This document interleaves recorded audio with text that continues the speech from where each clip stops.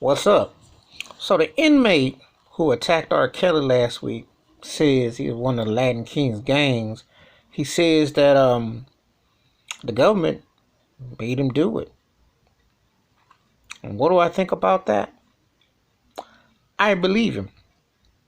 Musically, I'm going to say this again because I have to accept, don't know how everything is going to go. And I've said this before, I'm going to say it again. Musically, I think R. Kelly is one of the best artists ever.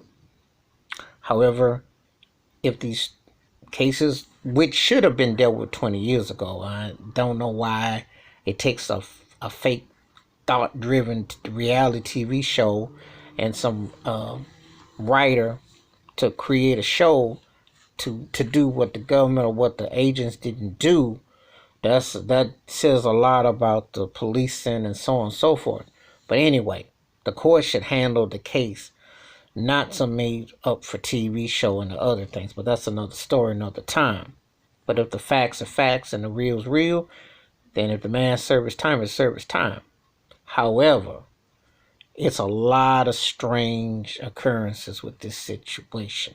And I don't care what nobody says. I've never seen anybody black who beat a case, no matter how it went down, that the feds jumped in 20 years later and said, "Oh, we got you now," when all the stuff was out there before. I'm sorry, that's some Ripley's Believe It or Not. I'm not buying it. He should be able to be home in confinement with the quarantine and follow the rules and regulations to build his case. I don't understand why they had to hold him up like that.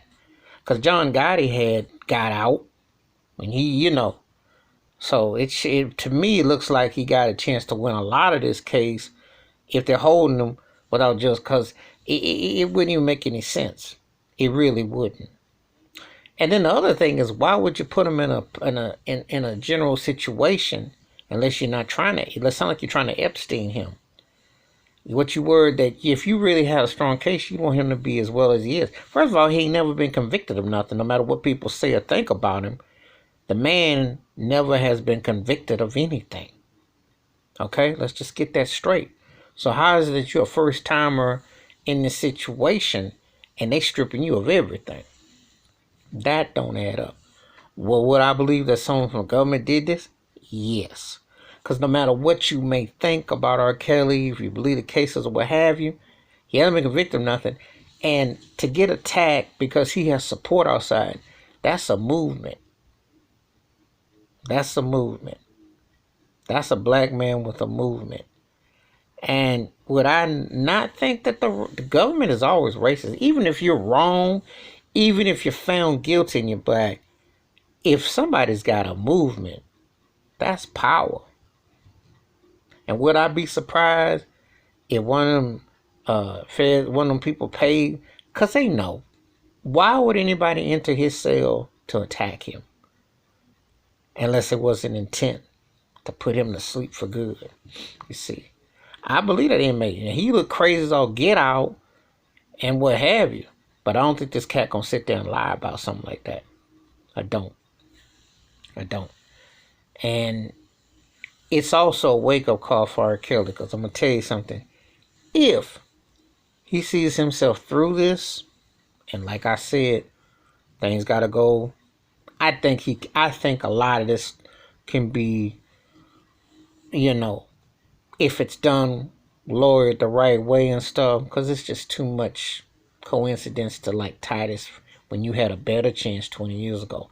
If you're going to go that kind of case, But anyway, he got his Negro wake-up call, because this is what they think of you. And you black and you got money and you this and that. They were trying to turn his lights out. That's what I think. So this inmate says that the government wanted him to take Kells out. And it looked very suspect. Some people thought it was inside fixed by R. Kelly to get out. But when you think about certain other black entertainers in the law and situation, it ain't far-fetched, because he would be worth more dead than alive.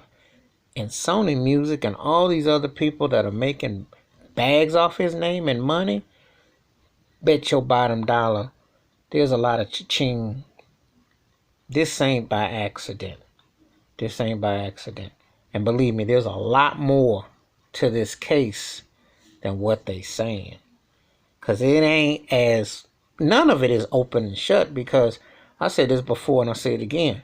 If you had this going on with him back in the day, how come you didn't go after him when Step in the Name of Love and Ignition and Happy People and Trap in the Closet and all them songs was out when he was, why? And why now? It doesn't add up. Especially when you're black. And you gonna tell me he's a kingpin? Now R. Kelly was wildly successful, but he wasn't rolling like Michael Jackson. He had that kind of cha-ching. He had that kind of cake and bags to get a 20-year pass with the feds. And that alone doesn't add up with this. But what I believe that they trying to whack him so he don't really say nothing or how this whole situation, this is a Trap in the Closet saga for real. There's a lot more to this case that we just don't even know. All right, give me your thoughts and takes about the inmate who attacked R. Kelly, saying he got pushed by the government to do it. You believe him? What do you think? Hit the like and subscribe and the bell rings. A new video. Wash your hands. Keep your mind clear. Watch out for another. And 2020 has got a lot of all kinds of bizarre. Wouldn't put nothing past the government, no matter what the circumstances. I'm out.